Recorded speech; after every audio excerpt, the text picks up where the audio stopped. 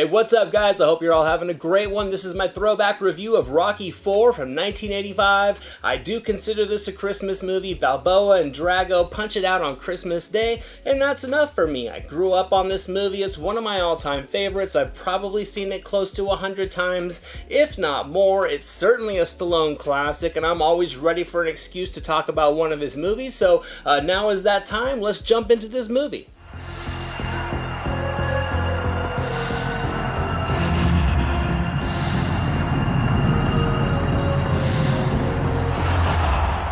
Now, we all know the story here. Rocky's the heavyweight champion. After taking down Clubber Lang in Part 3, Apollo Creed is retired. He decides to take an exhibition fight against this hulking Russian fighter named Ivan Drago. Things go horribly wrong, and the power of this Soviet monster results in Creed dying in the ring, which of course leads Rocky to challenging Drago on Christmas Day in Russia. I certainly think there are many different layers of greatness in this movie, but I think you have to start with the Rocky versus Drago scenario. This movie truly was able to give Rocky Balboa his toughest challenge, and with Creed dying in the ring, the motivation for Rocky to get revenge could not have been greater, but it really was more than fighter versus fighter. It was country versus country, the US versus the Soviet Union, and sure, it's a little simplistic and a little bit on the nose, but I mean, it was the mid-80s and it was much simpler times. Because when all is said and done, this is a boxing movie. They need to sell the climax of the final fight, and this story does it flawlessly. Creed gets killed by this mysterious unknown boxer of massive unstoppable power. Rocky has once again lost somebody very close to him, which ignites the fighter inside himself to stop at nothing to get his vengeance on Drago, so much so he agrees to an unsanctioned fight in Russia. Has the fight date been set yet? December 25th. Why Christmas? That's what I was told. Where? It's in Russia. Are you nuts? Rocky, what's going on? Why did you agree to this?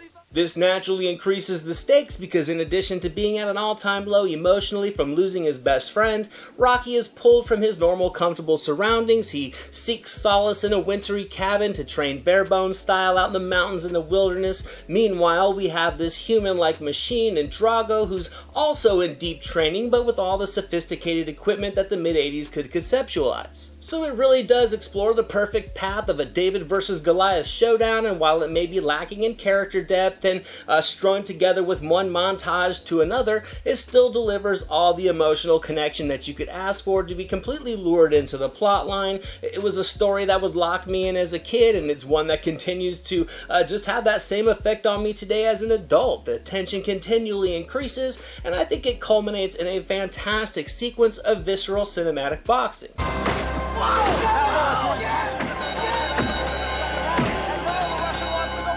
He grabs Rocky Balboa by the throat, Balboa picking up the Russian and throws him to the ground like a wrestler. It's a gutter war, no holds barred in Moscow. And something else that certainly makes this movie so effective is without a doubt Dolph Lundgren as Ivan Drago. I've said it many times, a movie is only as good as its villain, and Drago was one of the iconic bad guys of 80s cinema. With or without the baby oil, Lundgren was a physical monster, and his in-ring violence was just perfectly captured through Lundgren's physical intensity. I mean, Drago's a beast with boxing gloves, and despite seeing Rocky in action in the 3 movies prior and taking on all comers, this was without a doubt his toughest challenge, not only of his career but of his life, and it wouldn't have felt that way without the imposing performance of Lundgren. I mean, you know what you're going to get with Stallone as Rocky, and he certainly was fantastic once again, but I certainly think Lundgren in this movie made the difference. I think you also have to commend the visual spectacle that this movie delivers as a whole. The budget was only $30 million, and yes, in the mid-80s that certainly was a lot of money, but the movie to me feels like it cost much more than that, with some immaculate production design and just being visually flashy at every opportunity. This movie feels like a feature-length sizzle reel, and where it may lack in traditional storytelling, it certainly makes up for it with charisma and theatrics, which are some solid ingredients for a climactic boxing movie. And regardless of all that, like I mentioned earlier, the stakes here were at an all-time high. Apollo Creed was killed in the ring, and just watching Balboa defy the odds and just in this closing fight against Drago can deliver adrenaline-pumping cinema even after seeing it dozens of times. Stallone and Lundgren were in top physical condition. They put in a ton of effort in the fight choreography to sell it as the vicious confrontation that it needed to be. The editing of this fight and the musical scoring heightened the theatrical mood perfectly, and I think it's just simply iconic.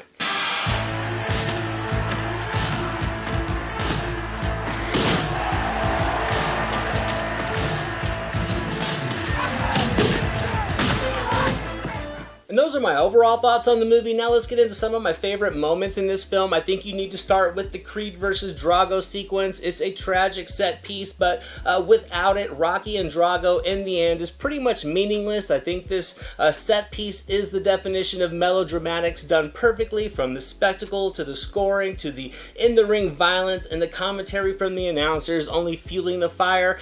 This is a scene that can really get me a little bit misty-eyed whenever I see it. Where's the stretcher? Somebody sent for us again. Let him breathe.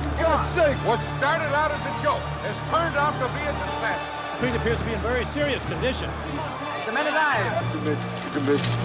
If he dies, he dies.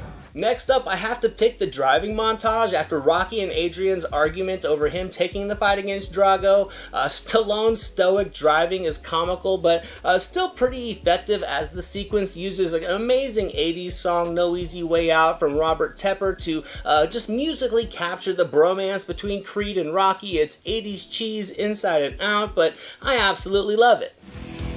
I don't wanna pacify. I don't wanna drag you down, but I'm feeling.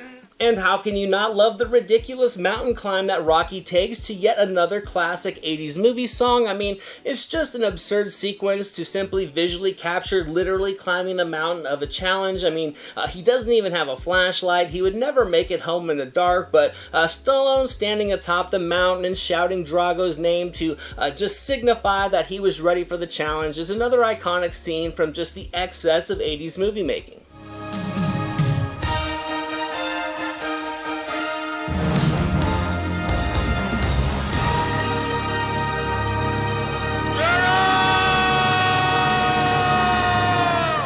The training montage is another classic moment from this movie. Rocky's in the cabin, Drago's in the Olympic training facility. One man has everything at his disposal, the other has next to nothing. The themes are comically forced, but Stallone and Lundgren are chiseled out. They look fantastic, showcasing their physical prowess.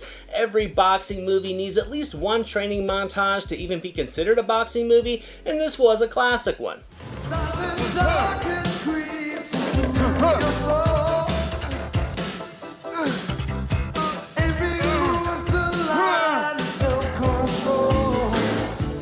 So in the end, I think this movie's fantastic from a filmmaking aspect, or from a critical mind. It certainly does have its flaws, but in terms of providing just pure entertainment, it's easily 100%. Stallone was great on both sides of the camera. It's as simplistic as storytelling can get, yet it can still lure in your imagination and have you invested in Rocky's fourth cinematic journey, and with a tight 90-minute runtime, it's over before you know it, as Stallone closes it out with a ridiculous speech that some movie geeks would say brought communism in Russia to its knees.